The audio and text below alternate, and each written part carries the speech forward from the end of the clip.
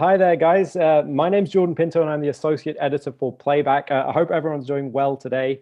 Welcome to this Canada Media Fund case study on the digital series Tokens, a Canadian Screen Award-winning project that takes a tongue-in-cheek look at the issues of diversity, inclusion, and representation in the entertainment industry.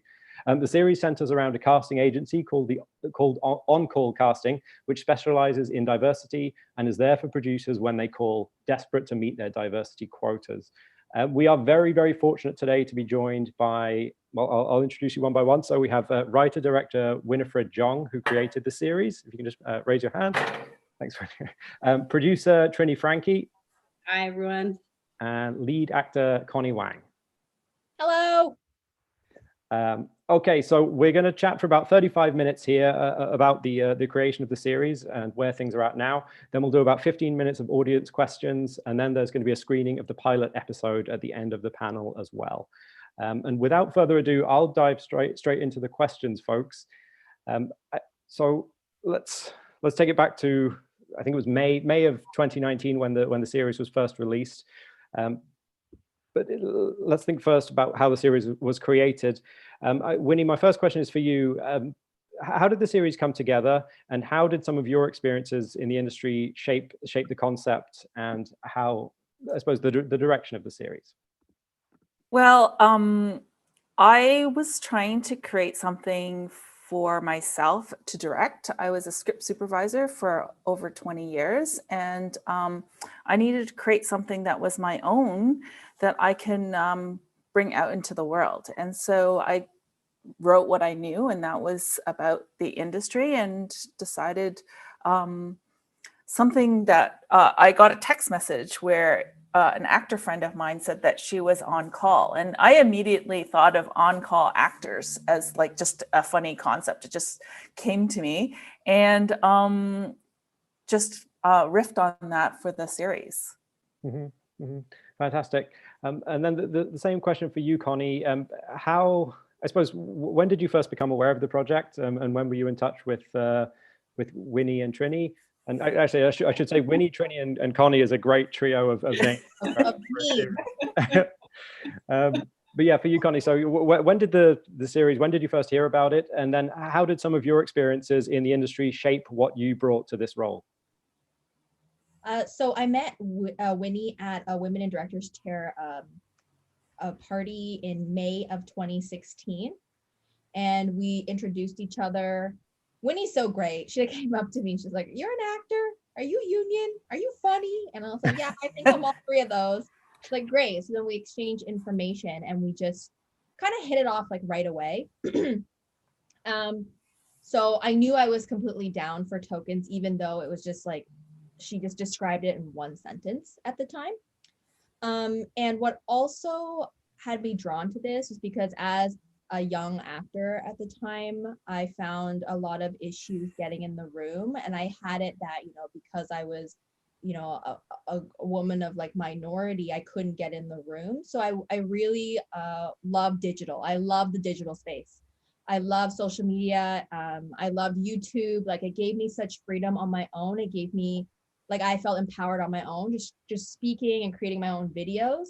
So that's why I thought at the time when Tokens as a web series, I was like, I'm 100% down for this, because there's just so much more freedom and power for us to speak and really share that message of Tokens. Mm-hmm. Mm-hmm. Yeah. And then Trini, but actually, before we get onto the financing side and how the pieces of the project were built, how did you first get in contact with Winnie about the project, and how did the wheels kind of start turning? Actually, Winnie and I first started working together on another project of hers, Distant Cousins, and then she said to me after we'd made a few applications for that, I've got this concept for a series, and I'd actually been really looking at what I could do, to broaden my range as a producer, and I really wanted a series.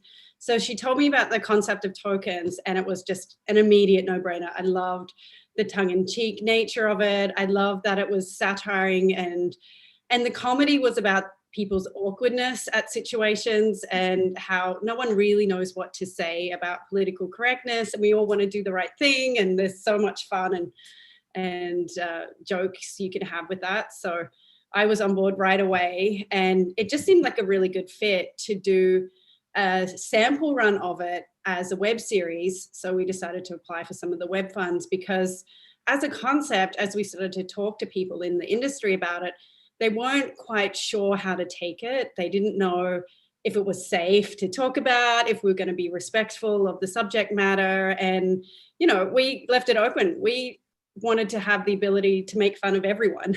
So it just seemed like a really good fit to be able to put it out there without any sort of restrictions on broadcasters and distributors. And now that we've got season 1 under our belt, you know, we're in a really great position that people understand it now and they know the nature of it. But when we were first talking about it, it was really hard to convince people. So I think that's the greatness about the digital space. You can be a little bit more free. Just so I can get a sense of time frame, when did you first start pitching the project? And yeah, and then when did it go to camera as well? So it started with Women in the Director's Chair. It was part of my Story and Leadership project, and that's they're a producing partner for Telefilm Talent to Watch. At that time, it was called Micro Budget, and so we applied for funding then in 2016, 2017. Yeah. Yes. Right. And sorry, just to jump in, the danger of that is we were successful with our first application and we're like, oh, this will be easy. We just have like a couple more to go and then we'll get the funding. And then fast forward 2 years and 7 applications later, we finally got there. Right. Could you take us through some of those challenges, Trini? Well, there's a lot of paperwork, which is a little bit overwhelming. No, I mean, it was, I guess when you have an early success, like we did with the micro budget, and it was wonderful to have Telefilm on board as a partner.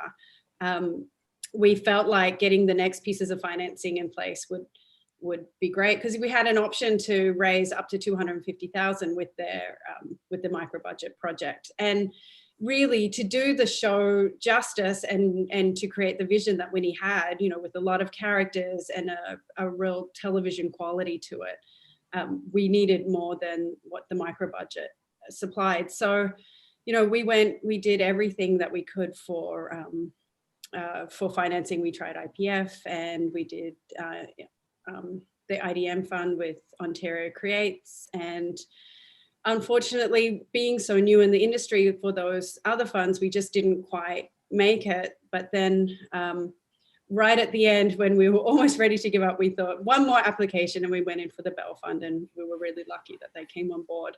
And because of that and their marketing support, we were able to shoot. And I think we shot at the end of 2018, and then we released in 2019. So right. It's already 3.5 years, I guess it took. It was easy. It was a short run. Could you talk a bit about the production cycle itself? I know we chatted about this, I suppose, about 1.5 years ago now. I think you said it was about a week and a half. It was a pretty short and condensed production cycle. But yeah, if you could tell us the details. We shot it in 8 days, the entire series, and we had 1 day extra for the extra material, which is the fake EPKs that were going out as the social campaign for tokens. Once we were ready to launch, we had a social campaign, additional material. So because I came from television and worked in television, I had a very strong vision as to how to put all the puzzle pieces together. And, you know, Trini saw that we had 27 speaking parts and multiple locations. I automatically knew how to put all those pieces together. And so it was actually a very short, and we didn't do long hours. And so we kind of put it all together in 8 days.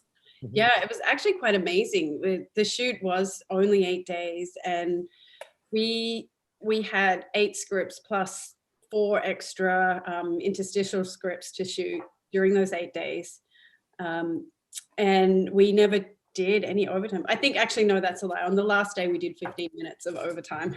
But aside from that, because Winnie's very efficient, it was great. I mean, even leading up to it, I must say I had some sleepless nights as to how we were going to make this work, because as it's scripted, I think we had, I can't remember the number off the top of my head, but like 14 locations and 27 speaking parts and a lot of background crew as well, because we're often a show within a show, the way that it was set, we had to have people who were dressed as crew but who were actually actors playing crew, and then mixed with the real crew. And we couldn't shoot the real crew because they weren't actor union members. And so there's all these like layers, because people go, oh, so you just put your crew in the background because they look believable. I'm like, no, they're all actors. Right.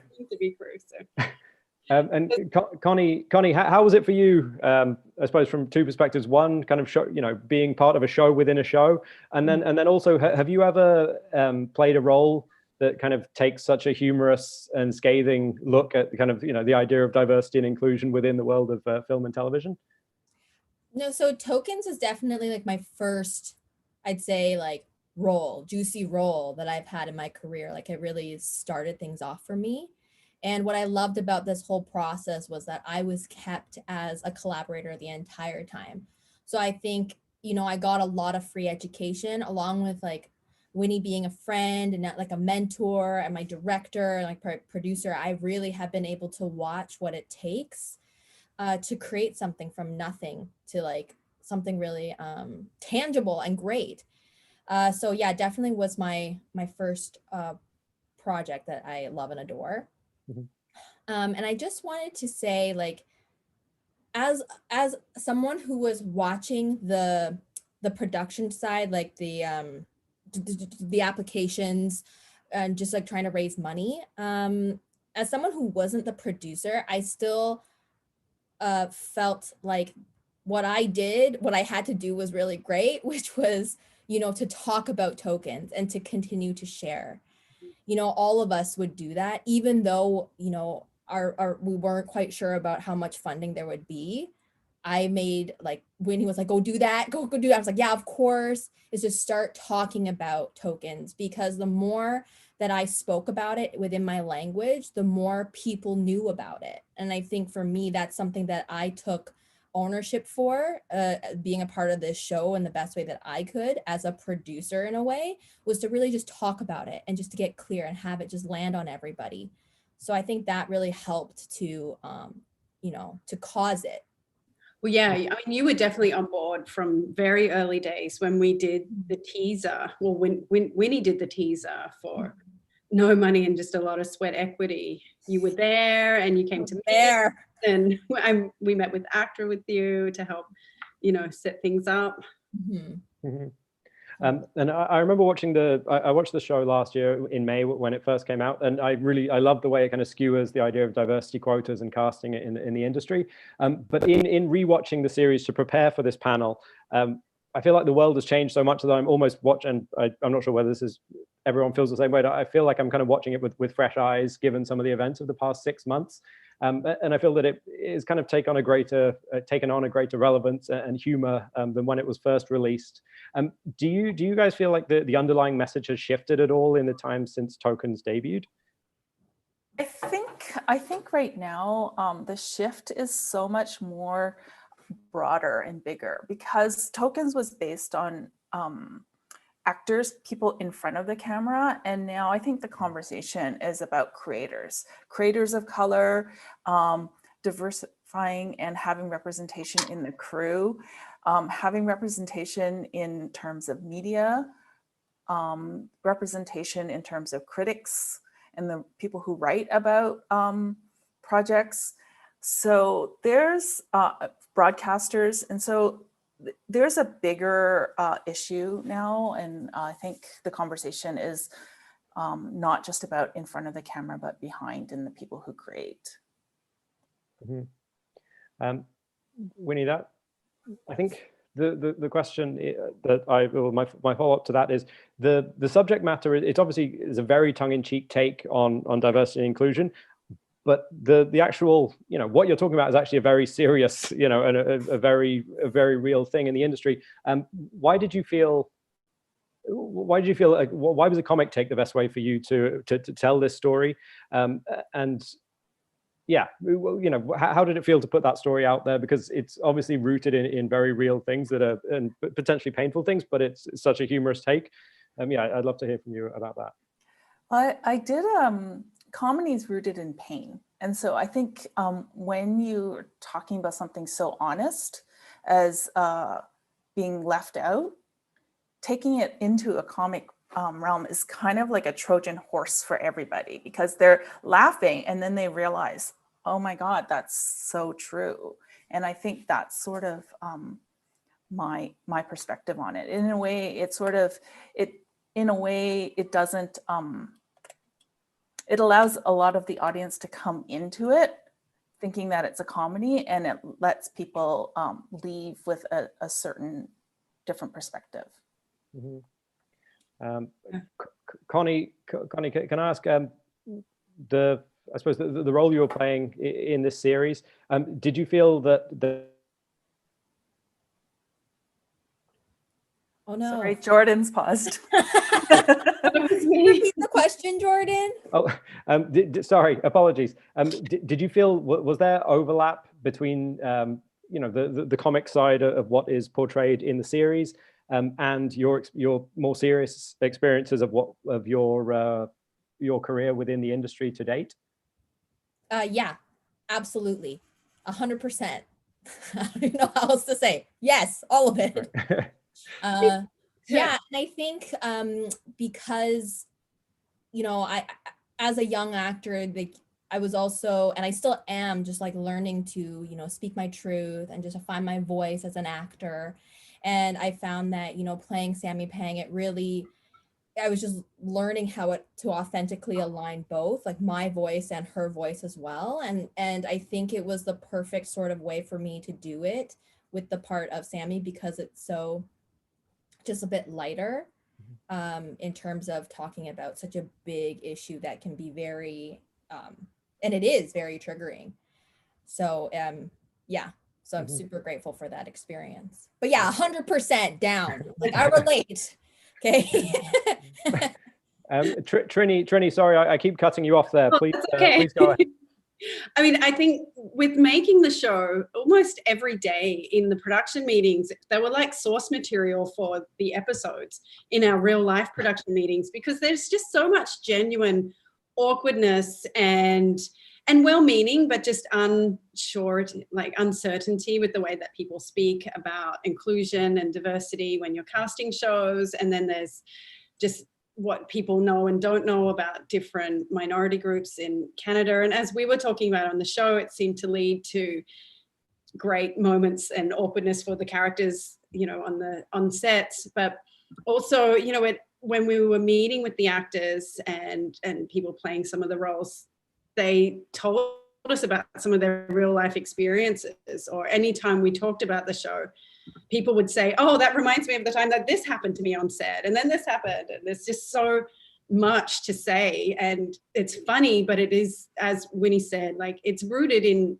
pain as well, and the awkwardness of stereotyping. But if we can't laugh at it, then we'll never learn. People will be too scared to even talk about it.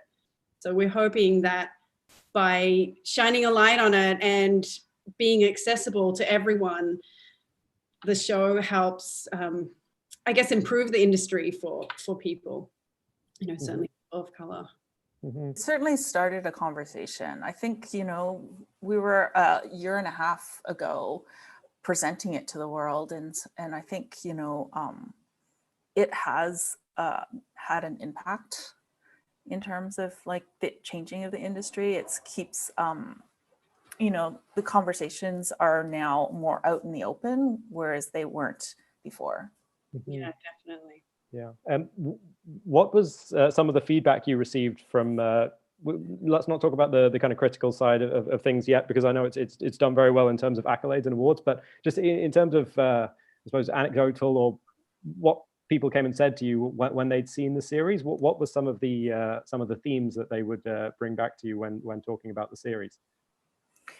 You know, we had a lot of interaction with people online in terms of YouTube and Facebook. And some people, you know, a lot of actors of color would often say that they, you know, they had to speak with an accent, or that was fake, or that they took a role that was that they didn't stand up for themselves in roles that they had to take. And I think now a lot of ways people can stand up and call out inauthentic writing. And I'm sure Connie and other actors are saying that this isn't true. And I think that's sort of like a benefit of having something like this. Yeah, I mean, we've had great feedback from audiences where people say, you know, like, you got my family so right. That's how it was for me growing up, you know, with Sammy's parents, and the pressure to be something that they don't want to be, and just how difficult it can be to pursue your creative side. A lot of people spoke to that storyline, and also a lot of people as actors and performers, or even non-industry people who had similar awkward moments happen to them when they're out in public, and then seeing it on the show represented, they really responded to it and enjoyed that we could show it in a humorous light. And there's been a lot of requests for season 2 and suggestions for storylines, and like, that reminds me of this time and this thing that happened to me. So yeah, the feedback has been overwhelming and really great, especially from audience, which is the most important. Yeah. And yeah, Connie, sorry, did I? I just wanted to add that, like, people have said that it's, you know, it's really digestible and really relatable. So that's really nice. So people can actually enjoy it and still get new perspective. But so yeah, on the critical side as well, the series is obviously you know, it created a lot of buzz and won a lot of awards at the Canadian Screen Awards earlier this year. I can't remember everything that and all the various accolades. So yeah, if you guys could first tell me about some of the awards that you guys have won, and then whether it, I suppose obviously it's been gratifying, but you know, how it's felt for you guys to see this series resonate in the way it has. Well, you don't get much higher than a Canadian Screen Award. So we were nominated for 4. Connie was nominated on her first role, so that's amazing. Jessica Greco was nominated in Best Supporting. I was nominated for writing and directing, and 1 for directing. That is like huge. The other, like, my tongue in cheek, our other claim to fame is that we lost to Schitt's Creek. Yeah. So it made a historic nomination in the Toronto ACTRA Awards for Best Ensemble. And our competition was Schitt's Creek, Kim's Convenience, Baroness von Sketch. So huge shows. And with an E. So like major stars in the Canadian television industry, and we were up against them. And so like to have that was pretty huge. Yeah. That was pretty amazing to get that industry recognition for, you know, this little show that 3 years earlier confused people and they weren't sure if, you know, we should make it or not. And then to be in that position was quite amazing. Trini, I remember we chatted, my COVID brain is coming in here, but I remember when you guys won the CMPA, the award at prime time. It must have been, was it earlier this year? It was in 2019. It was 2019. Okay. Yeah. But yeah, if you could tell me, because I know was it a mentorship with Innovate by Day, or if you could just tell me what's come on the marketing side since then. Yeah. So we pitched. We did the Primetime Showdown, which we won a marketing grant for. We'd finished shooting, but we hadn't done our extra material shoot yet, and we were still editing, and we really didn't know exactly how we were going to release it, whether we would do everything ourselves or rush to get a distribution deal. And I think winning that at primetime really gave us the confidence that we could release it ourselves, that we could get the traction and the industry recognition that we really wanted with it, and that it could, you know, become our flagship property for the company that we want to create and the mandate of content we'd like to make in the future. So I guess doing that was very pivotal during our post-production, that it enabled us to release. We ended up having a very big launch and turning it into an industry panel and inviting a lot of great guests and audience members. So, and we did a big red carpet, which was really fun. A light box. So yeah, I guess to answer your question, Jordan, like having that small win in that pivotal moment really gave us the confidence to release it ourselves and to connect with audiences.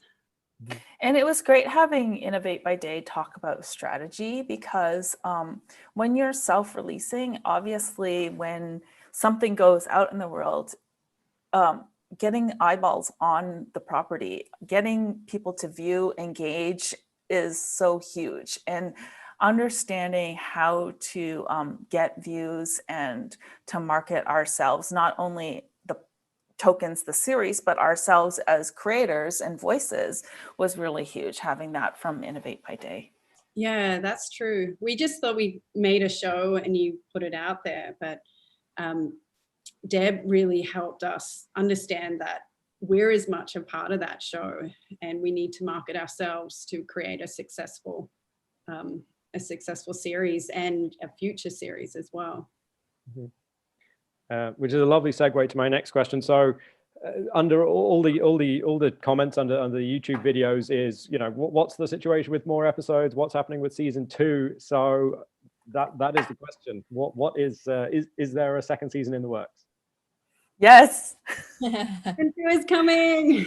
Yeah. So season 2 is, you know, we went through the entire cycle again of applying, and, you know, having the success of season 1 and the views of season 1 really helped this time around. So we're financed for season 2, and then COVID hit. So the thought of 27 speaking parts has to be rethought, and, you know, trying to figure out how we can keep the voice of the show alive while keeping our safe set is something that we're working on. We had to cut out a few steamy love scenes and plot lines. Cody was going to have quite an adventure for season 2, but now it'll be a lot more moderate.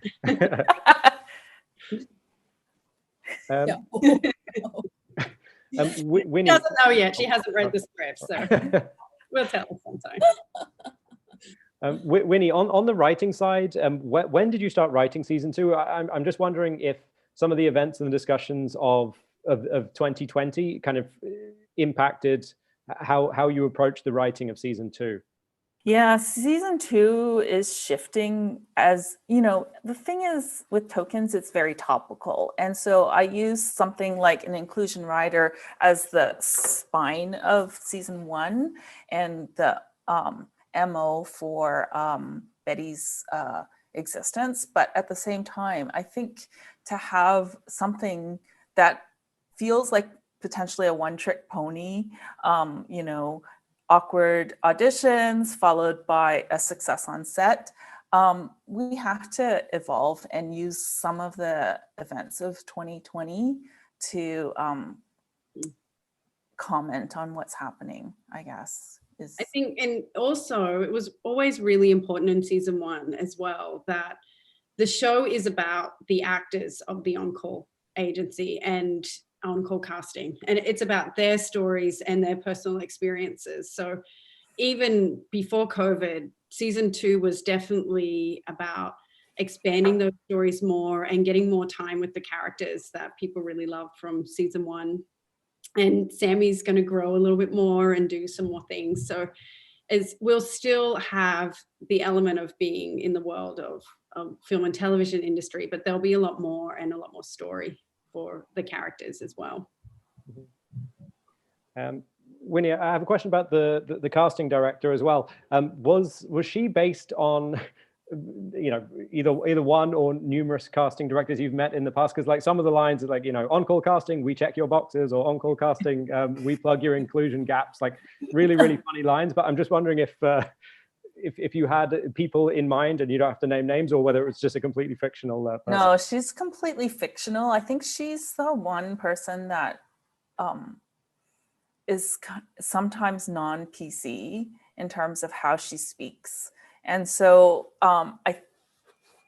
because she's one of a kind, I thought, you know, we should have her say those lines, and she answers the phone, and it's kind of, you know, those things like checking your boxes is kind of things that we say in the industry. You know, I check a couple of boxes, and, you know, and I'm not afraid to say that on tokens. And so I think, you know, by acknowledging it and making it funny, I think that's sort of what we're trying to do. Talk about it and make it funny. Yeah. But yes, she's an original. While this is my first project, I hadn't really met or talked to a lot of casting directors. So she is sort of a figment of my imagination. I must admit too, there are some things that she says that on paper, I had no idea how they would work. And I think had we had a different actor, it would have been a completely different ballgame. But there's something about Shelley and her, I guess the way she really took to the role. Like I really believed that she is Betty, even though I know Shelley, the person, who's quite different. Like she just became this life and this force outside of what I ever imagined her to be, which was so great. Yeah. Connie, sorry, jump in there. So I just wanted to add that, yeah, I think Shelley just did such a great job, and that, you know, her role as this fictional casting director, it really highlights, you know, that we're in an industry, but we're all humans. So it's like, how far can you go to treating people as like checking boxes? You know, it really highlights the humanity, or like inhumaneness around casting as well. Yeah. So that's what I really like. And Shelley's perfect for it, because you're like, I relate to that. Like, I've done it. Like, I get what she's doing. She's just trying to do her job. And then just on the receiving end of how terrible that feels. Just step outside of tokens for a moment. Are there any collaborations outside of tokens that any of you guys are working on at the moment? And you don't have to name specific projects, but are there any other things that that you guys have are cooking up? Like together, or just like either together. I don't know. It could be like Winnie and Connie, or Trini and Winnie. It's just a quite general question. Well, yes, Winifred and I do have a development company, and we've been financed to develop 2 more projects together. One is a limited sci-fi series, and the other, actually we've got 3 on the slate, and we've got a feature and a 3rd series as well that we're working on. And we plan to be pitching at the next Banff, and who knows, we could be in a very different position by this time next year. Millionaires. Yes, thank you. That's exciting stuff. I remember at the time, I think the company was called A Token Entertainment Company. Is that the company you're talking about, Trini? Okay. Oh, you're on mute. Yes, that's the one. Cool. Yeah, fantastic. Yes, and Winnie, just from I suppose from a kind of creative and writing perspective, how cathartic was it to tell this story? I think, you know, the ultimate theme of tokens is about dreaming, right? Like making dreams come true. And I think that's what the universal, it resonates with so many people, is that they want to be something, and they find the barriers, and in terms of everything, in terms of what they want in life, in terms of their careers and how they saw themselves. And the one rule I had with the writing is that no matter what position that what role that they got, they always won. And so in a way it was manifest destiny because we won, right? So I think, you know, if you kind of dream it, then maybe it might happen. But every role, like Connie as the well-built tattooed bouncer, was successful. And so I think that's sort of some of the messaging for us on Token. I think what makes that messaging so true is like, for episode 3, for example, that scene with Ryan, like that's one of my favorite scripts, is when he goes into the ballet studio and he has to pretend to be a teacher to these little girls. And honestly, like until we met Ryan and he auditioned for that role, I didn't know if it would work or if it was even funny or if audiences could relate to it. And then he came and he blew us away and showed that this guy who in real life is always cast as these cops and or bad guys, or I think he says low rent OD victim in his thing, you know, and that's true to the actor in real life, is he has to play those roles. But as a person, like he's a wonderful comic actor, and he can sing and perform and is very different from how he's cast. And so to have that opportunity to play that added an extra level, that what was an idea that we thought was funny to him was very much true to life, and gave it a real depth beyond, you know, what we were ever expecting. We've got a few questions coming through in the audience questions section now, so I'm going to move across to some of those. The first one we have is from, one of the questions we have is from Christian Perez, and the question is, would you recommend newer filmmakers to try and generate their own web series? Yes. Okay. Absolutely. Yeah. 100%. Yeah. And if we can expand upon that a little bit, what are some of the what are some of the upsides to doing that in terms of building your brand and your career? I think first of all, the budgets are lower. So in terms of financing, even though it took us a long time the first time around, you're not trying to create a television series which is in the millions. You can make a web series for a fraction of that, and you can actually have less overseers in terms of the content, and you can really develop your own voice. And so, you know, for us, Tokens is really ours, and we didn't have to take notes from anybody. We just decided to put it out there and let the audience decide if they wanted to watch it.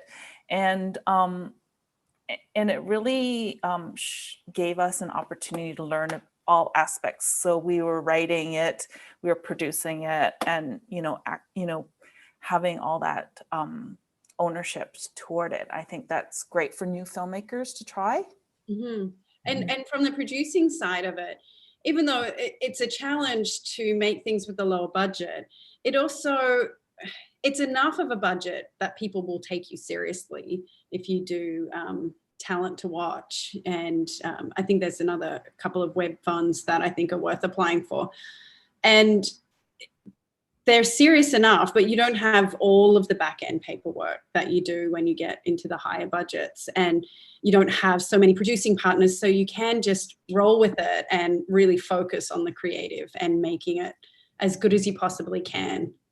And there's definitely a lot of merit in that. So for sure, if you've got a great idea, start talking to people about it and looking at some of these funds that you can apply for low budget, and just find a way to make it on the cheap and do it. Yeah, that's all I can recommend. Mm-hmm.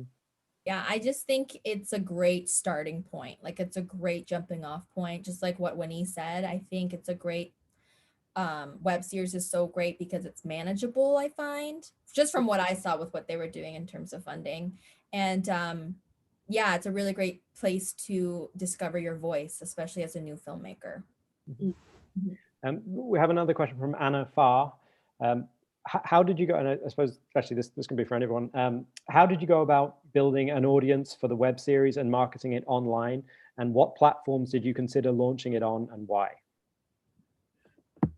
So It helped a lot that we created a teaser that was self-funded for the IPF. And the IPF at one time it was very user-friendly. Anybody could put up a teaser video, and you're trying to generate audience. For a month of March, there would be hundreds of these teasers up online. You use social media, Facebook, Twitter, Instagram, to get people to come and view and comment on it. While we weren't successful with that, it actually did help a lot to build the audience so that they subscribed to the YouTube channel or liked the Facebook page and followed us on social, that when we actually went to launch the actual series and we're teasing it out, we had that audience already because they wanted to see it as a series. And I think it actually helped us realize we could do that, because a lot of other web series, they partner with non-distributors who specialize in web series. And I'm not sure that's always the better way. But I mean, the other part to answer your question too, Anna, is you have to spend the time connecting to people online as you do in the real world. You know, word of mouth is still the best way to get people to watch a show or a movie, and online is no different. So the more we had people talking about it, the more we got views and helped develop our audience. And because otherwise I found, like, we ran digital ads, and, you know, we did Facebook and Google ads and things like that, but honestly, they weren't nearly as successful for us as conversations and doing panels and talking to other people about their shows and mentioning that we had a show too, and finding communities online that we had already been part of or we related to, and just talking about what we were doing there. I think that did a lot more for us than just simply running an ad or putting a trailer up on Facebook and things like that. Mm-hmm. And there's another one here. This one's for you, Trini, from an anonymous attendee. For funding and budgeting, the Telefilm Microbudget and Bell Fund allowed you guys to create this project. Did you rely on any other forms of funding outside of those two funds, such as sponsorship from lighting houses or camera and gear production houses? And how did those come about, if there were any? We were very lucky to have sponsorship from William F. White, and we had they supplied all our lighting and grip gear. So that was a wonderful support, which, I mean, even though it was only a small percentage of our budget, they gave us so much support in marketing and spreading the word of the show afterwards. And they were at prime time as well and helped us when we did the pitch and just talked about the show and things like that. So that's very lucky. And I will say next season we will try and to we also, and Trini, we also got our camera package from Dasmo Camera. Oh my gosh. Yes. And I think the main thing is, if you ask people and present them with a show, and we were lucky to have the teaser, we could actually show them what we were trying to make and how it would look and the tone. So I think, and we offered, like with White's, it was a very great joint partnership. And with Dasmo too, we had an actual fake crew who were wearing White's gear and Dasmo gear to show. So it was a mutual beneficial situation, although probably we benefited a little more, which is great. The next one is, it's not so much a question, but it's amusing, and I'll read it anyway. So this is from Glenda from Fordham PR. She said, I love tokens as I can relate to it. In the late 80s and early 90s, I ran a successful extras agency in film and TV. I was asked for all sorts of non-union actors, including a tree surgeon, geishas who could present a tea ceremony, and for 3 Men and a Baby, I was asked for a Middle Eastern camel trader type. My actor ended up wrangling an incontinent camel throughout the shoot, and sadly his scene with Ted Danson was cut out. If you ever run out of inspiration, get in contact. And so that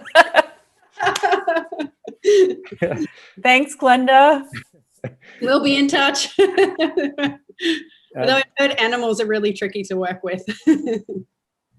Have you, and this might be another one for you, Winnie, and actually, well, probably for all of you, but in the in the feedback that you've gained from the series, do you feel like you have a lot more material to work with as you've been putting together season 2 and potentially beyond that? I think a lot of people have there's so many stories. I mean, the behind the scenes stories of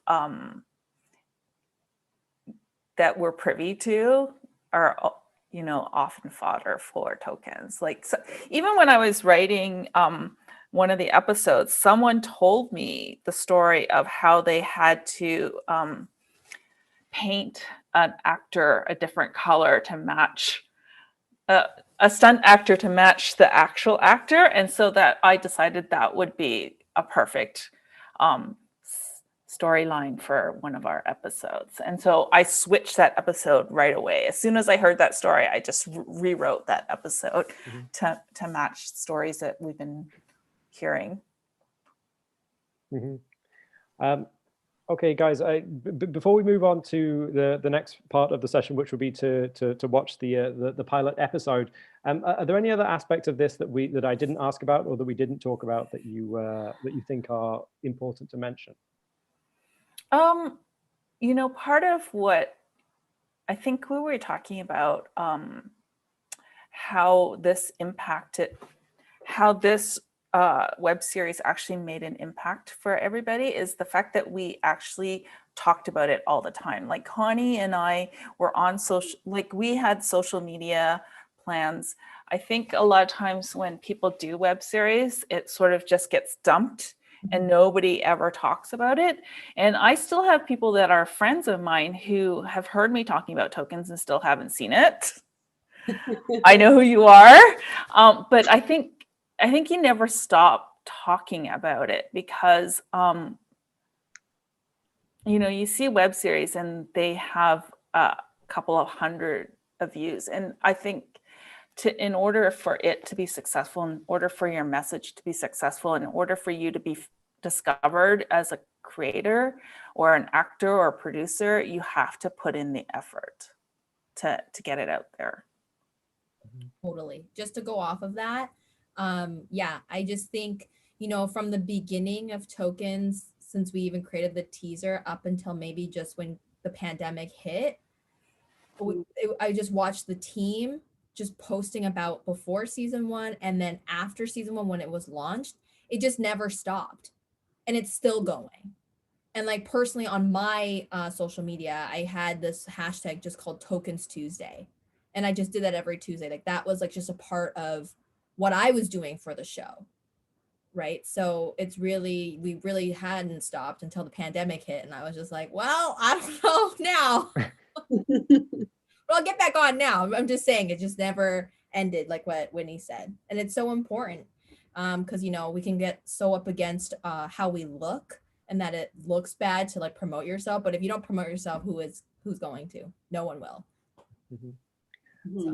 We'll just get to a very quick couple of final questions. The question is from Yasmin. I love the series and I laughed a lot. My question is, did you attend any web series festivals? Yeah, I mean, all of the web series, including Toronto.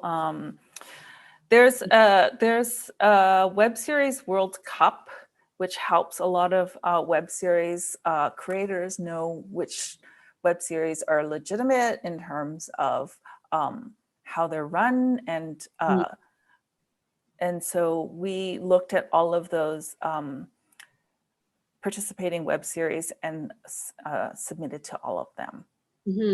We did get to go to a couple, which was great. I'm really sad we didn't get to go to the Minnesota Web Fest because that one had a boat party and it's run by a really great team of people.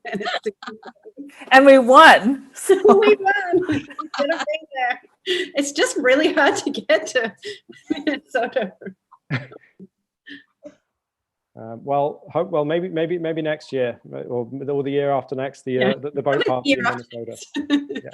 Next year, I don't think we're traveling too much. I mean, we've been able to attend all the virtual web fests that have happened in the last few months.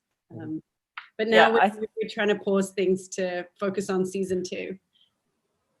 All right, someone else.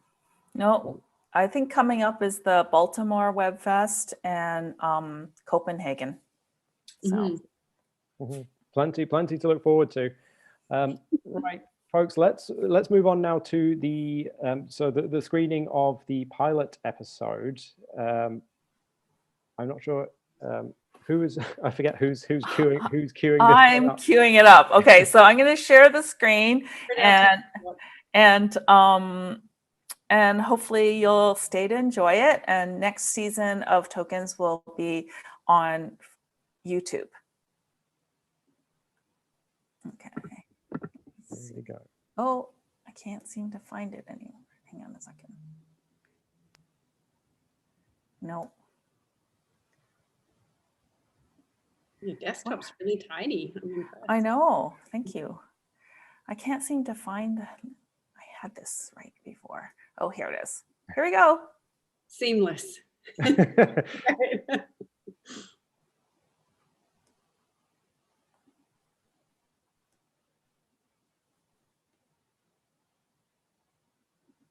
Hi, my name is Sammy Pang. I'm auditioning for the role of Geeky Tutor number 2. I'm Sammy Pang, I'm 5'3", and I'll be auditioning for the role of Sexy Massage Parlor Worker. Yes, hi, I'm Samantha Pang. I'm auditioning for the part of Angry Dim Sum Diner. I'm Sammy Pang, auditioning for the... Next.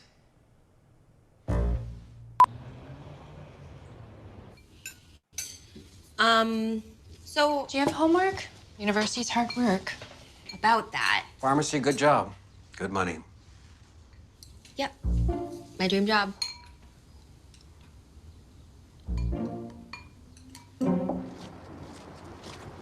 Excuse me, can you tell me where the AD office is?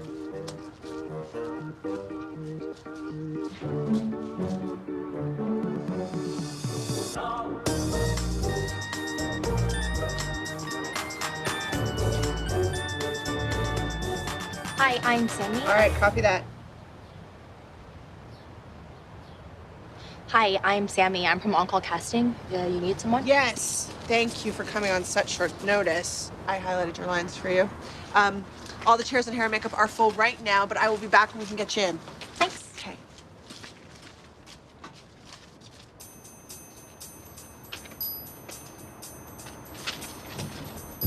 There seems to be a mistake or something. What do you mean? Well, you highlighted the part of the well-built tattooed bouncer. Yeah? But I'm not that. What, you're not an actor? No, I am that. I'm just surprised. All right, but you're from On-Call Casting, right? Yes. And you're on call, right? Yeah, I'm Thursdays, Fridays, and every other weekend. Okay. So I will be back to get you when makeup is ready to put your tattoos on.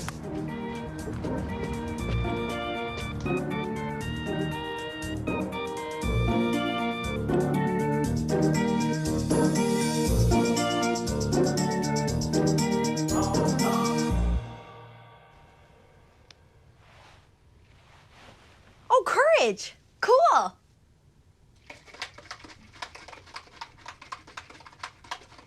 Action. Get out of my face before I kick your ass! Yeah, there's something not quite right about that. You think? Cut!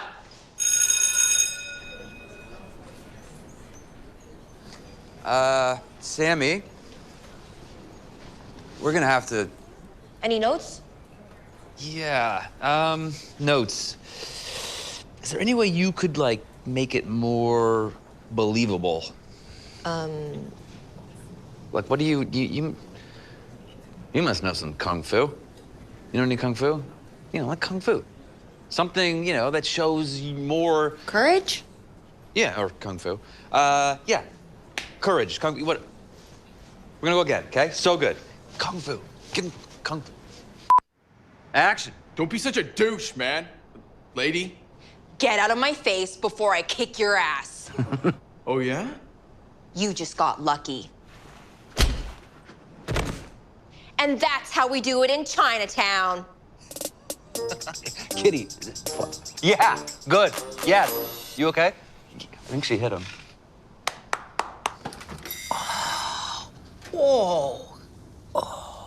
Ooh, you look like you need to try this yoga thing. If I'd known I was shooting a fight sequence, I would have stretched first. Whoa. Yeah, well, it wasn't a fight sequence until you started ad-libbing. The writer must hate me. Whoa. Ugh. Oh. Nobody gives a crap about the writer. Chillax.